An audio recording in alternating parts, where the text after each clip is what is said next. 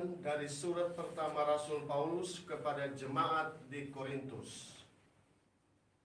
Saudara-saudara, Roh menyelidiki segala sesuatu, bahkan hal-hal yang tersembunyi dalam diri Allah. Siapa gerangan di antara manusia yang tahu apa yang terdapat di dalam diri manusia selain roh manusia sendiri yang ada di dalam dia? Demikian pula tiada orang yang tahu apa yang terdapat di dalam diri Allah selain roh Allah. Kita tidak menerima roh dunia, tetapi roh yang berasal dari Allah, supaya kita tahu apa yang dikaruniakan Allah kepada kita.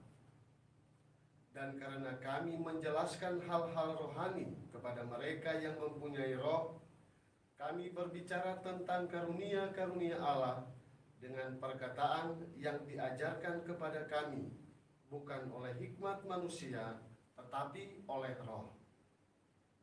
Tetapi manusia duniawi tidak menerima apa yang berasal dari roh Allah, karena hal itu adalah suatu kebodohan.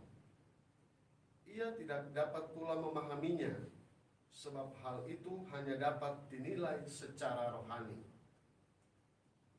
Sebab manusia rohani menilai segala sesuatu, tetapi ia sendiri tidak dinilai oleh orang lain. Sebab siapakah yang mengetahui pikiran Tuhan sehingga ia dapat menasihati dia? Tetapi kita memiliki pikiran Kristus. Demikianlah sabda Tuhan. Syukur kepada Allah. Mazmur tanggapan dengan referen, Tuhan itu adil dalam segala tindakannya. Tuhan adil dalam segala tindakannya. Tuhan itu pengasih dan penyayang, panjang sabar dan besar kasih setianya. Tuhan itu baik kepada semua orang, penuh rahmat terhadap segala yang dijadikannya. Tuhan itu adil dalam segala tindakannya. Segala yang kau jadikan akan bersyukur kepadamu ya Tuhan, dan orang-orang yang kau kasihi akan memuji engkau. Mereka akan mengumumkan kemuliaan kerajaanmu dan akan membicarakan keperkasaanmu. Tuhan itu adil dalam segala tindakannya. Untuk memberitahukan keperkasaanmu kepada anak-anak manusia dan memaklumkan kerajaanmu yang semarak mulia. Kerajaanmu ialah kerajaan abadi, pemerintahanmu lestari melalui segala keturunan. Tuhan itu adil dalam segala tindakannya. Tuhan itu setia dalam segala perkataannya dan penuh kasih setia dalam segala perbuatannya. Tuhan itu penopang bagi semua orang yang jatuh dan penegak bagi semua orang yang tertunduk. Tuhan itu adil dalam segala tindakannya. Baik pengantar Injil. Haleluya, haleluya, haleluya, Haleluya, haleluya, haleluya. Seorang nabi besar telah muncul di tengah kita, dan Allah mengunjungi umatnya. Haleluya, haleluya, haleluya.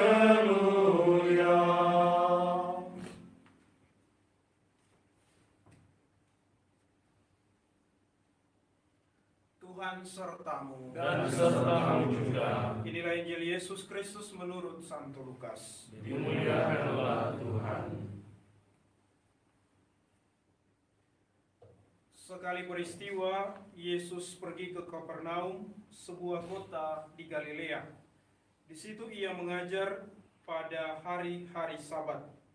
Orang-orang takjub mendengar pengajarannya, sebab perkataannya penuh kuasa.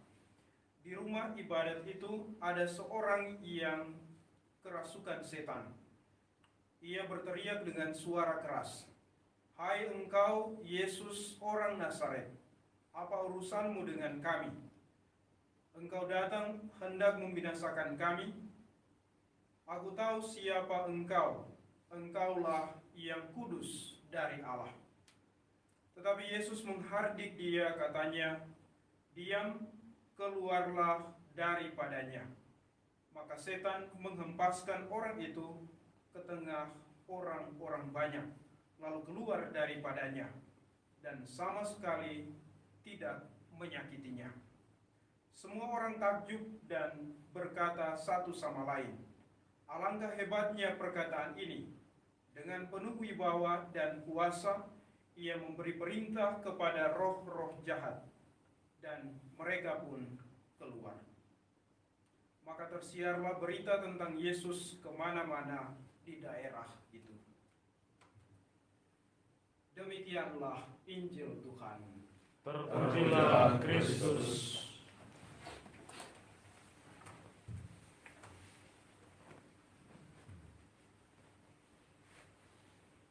Saudara-saudariku terkasih, dalam kunjungannya ke Kapernaum, Yesus dilukiskan memberikan pengajaran yang penuh dengan kuasa.